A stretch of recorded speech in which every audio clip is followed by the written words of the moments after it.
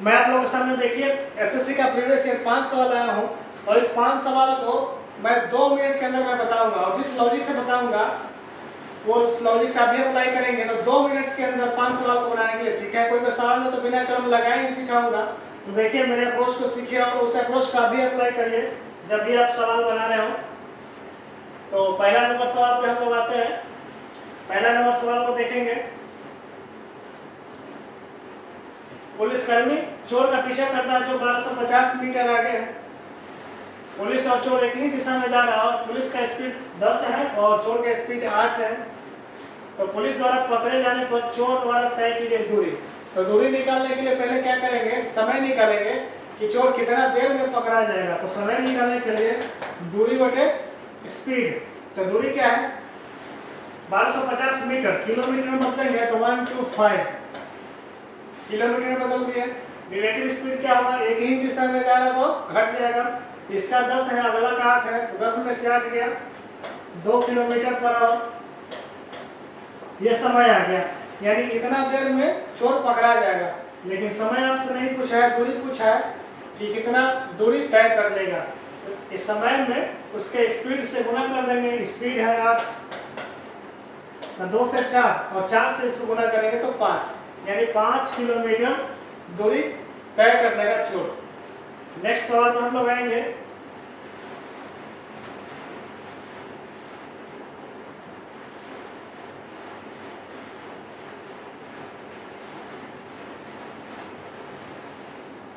ये boat stream से related सवाल है।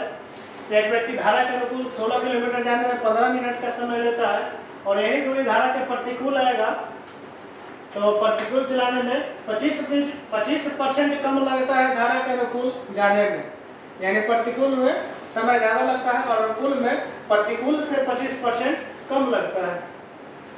तो व्यक्ति का स्थिर जल में 1 घंटे में कितने किलोमीटर नाव चला सकता है स्थिर जल में। तो देखिए धारा के अनुकूल अगर 16 किलोमीटर जाता है 15 मिनट में, ये धारा के अनुकूल 16 किलोमीटर जाता है 15 मिनट में, लेकिन प्रतिकूल से 25% इसका स्पीड कम, प्रतिकूल से 25% समय कम लेता है। 25% कहने का मतलब 25% का वैल्यू 1/4, 25% का वैल्यू 1/4। अगर 4 घंटा आप धारा के प्रतिकूल लेते हैं तो धारा के अनुकूल क्या है 1 घंटा आप कम लेते हैं, यानी उस कंडीशन में आप 3 घंटा लेते हैं। धारा के अनुकूल जाएंगे तो 3 घंटा और धारा के प्रतिकूल जाएंगे तो 4 घंटा। तो 3 का वैल्यू 15 बता रहा है तो 4 का वैल्यू क्या हो जाएगा 20, यानी इस कंडीशन में 20 मिनट लगेगा। तो धारा की दिशा में जाएंगे तब स्पीड क्या हो जाएगा 15 मिनट में 16 किलोमीटर, तो 1 घंटा में कितना, तो 16 4 को 64। ये धारा के अनुकूल हो गया स्पीड। धारा के प्रतिकूल को क्या हो गया 20 मिनट में 16 किलोमीटर, तो 1 घंटा में कितना 16 3 48। ये धारा के अनुकूल, ये धारा के प्रतिकूल। तो धारा आपसे क्या पूछा, व्यक्ति का स्थिर जल में 1 घंटे में कितने किलोमीटर जा सकता है। तो धारा की स्पीड निकालने के लिए दोनों को जोड़ के 2 से डिवाइड करेंगे। सॉरी, स्थिर जल में नाव की चाल निकालने के लिए दोनों को जोड़ के 2 से डिवाइड करेंगे और धारा की स्पीड निकालने के लिए दोनों को घटा के 2 से डिवाइड करेंगे, यही कंसेप्ट है। तो दोनों को जोड़ दीजिए, 8 4 12 और 6 4 10 1 11। 112 को 2 से डिवाइड करेंगे तो क्या आ जाएगा 56। यही अगर धारा की स्पीड पूछता तो घटा करके 2 से डिवाइड कर दें तो 56 किलोमीटर 1 घंटे में जाएगा। नेक्स्ट सवाल पे आएंगे हम लोग।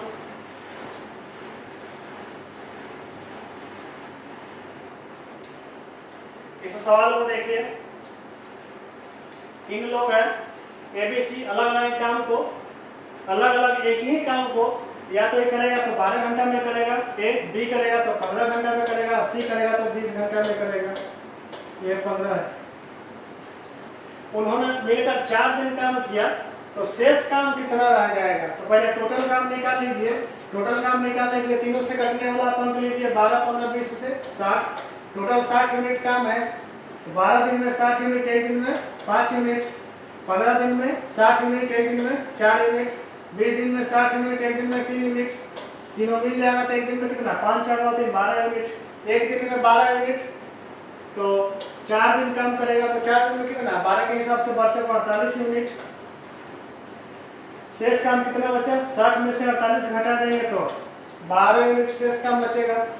तो आपको क्या फ्रैक्शन पूछ रहा है, तो 60 काम का कितना भाग है, तो 12/60 कर देंगे, यानी कि 1/5, यानी ऑप्शन नंबर 4। नेक्स्ट सवाल पे आते हैं।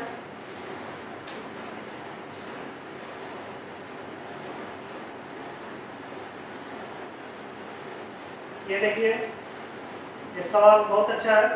ये सवाल में अधिकतर लोग गलती करते हैं, लेकिन बिना कलम लगाने वाला सवाल है ये। बिना कलम लगाए बना सकते हैं आप। एक दुकानदार को किसी वस्तु के विक्रय मूल्य में 324 रुपया की वृद्धि करने पर 16% की हानि जो है ना, वो 20% लाभ में बदल जाता है। तो विक्रय मूल्य क्रय मूल्य आपसे पूछ रहा है, पहले क्या होता था, 16% का हानि होता था, लेकिन अब क्या हो रहा है, 20% का लाभ। ऐसा क्यों, क्योंकि वो 324 रुपया कीमत बढ़ा दिया है। 324 रुपया कीमत बढ़ा दिया, इसीलिए 16% हानि के स्थान पर 20% का लाभ हो रहा है। इधर डिफरेंस कितना का है, तो 20 से 16 36% का डिफरेंस है। ये 36% का डिफरेंस इसलिए है क्योंकि रेट बढ़ गया 324, तो 36% का वैल्यू 324 है, 1% का वैल्यू क्या हो जाएगा, इससे डिवाइड कर देंगे तो 9, 1% का वैल्यू, तो 100% का वैल्यू क्या हो जाएगा, 2 शून्य बैठा देंगे तो 900। तो आंसर क्या हो जाएगा ये, यानी वस्तु का क्रय मूल्य हो गया 900। नेक्स्ट सवाल पे आएंगे।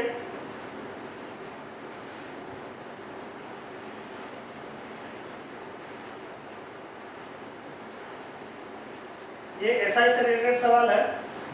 ये भी सवाल 23 का पूछा हुआ है सीजीएल में। इसको भी लॉजिकली रूप में बिना कलम लगाए बना सकते हैं। देखिए एकदम थोड़ा सा लॉजिक लगाना है इस सवाल में। एक व्यक्ति ने पहले साल के दौरान 5% साधारण ब्याज पर और दूसरे साल से हर साल 0.5% साधारण ब्याज की दर की वृद्धि के साथ कर्ज लिया है। मतलब पहला साल 5% पर, उसके बाद हर साल 0.5% बढ़ेगा। ठीक है, हर साल, पहला साल 5%, उसके बाद हर साल 0.5% बढ़ेगा। इस तरह जो है 4 साल बाद उसने ऋण को पूरी तरह से चुकाने के लिए कुल ब्याज कितना दिया है, 4 साल में 4600। तो बताना है कि उसने ऋण की राशि कितना था, यानी कि वो कितना कर्ज लिया था। देखिए पहला साल का इंटरेस्ट क्या रहेगा, 5%। इसके बाद से हर साल बढ़ेगा कितना, 0.5%। तो अगला साल क्या हो जाएगा, 5.5। उसके बाद अगला साल क्या हो जाएगा, 6%। उसके बाद अगला साल क्या हो जाएगा, 6.5। ये रहा 4 साल का इंटरेस्ट। तो 4 साल में कितना इंटरेस्ट मिला, इसको आप जोड़ दीजिए, 6 6 12 10 22 और 1 23। 23% का इंटरेस्ट मिला और टोटल इंटरेस्ट कितना पेमेंट किया है, वो 4600। 23% का वैल्यू 4600 है, तो 1% का वैल्यू क्या हो जाएगा, इससे डिवाइड कर देंगे तो 200। 1% का वैल्यू 200, तो 100% का वैल्यू क्या हो जाएगा, 2 शून्य बढ़ा देंगे तो 20,000। तो आपका आंसर हो गया ऑप्शन नंबर 1। नेक्स्ट सवाल, लगता है आखिरी सवाल था।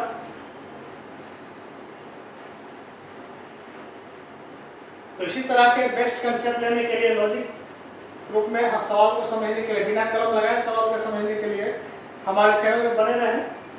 और हमको समय इसलिए थोड़ा ज़्यादा लगा क्योंकि मैं आपको समझा के बता रहा था। अपने से बनाएंगे तो 2 मिनट के अंदर एग्जैक्ट बन जाएगा। तो इस तरह के हमारे चैनल में बने रहें, लाइक करें, सब्सक्राइब करें। धन्यवाद।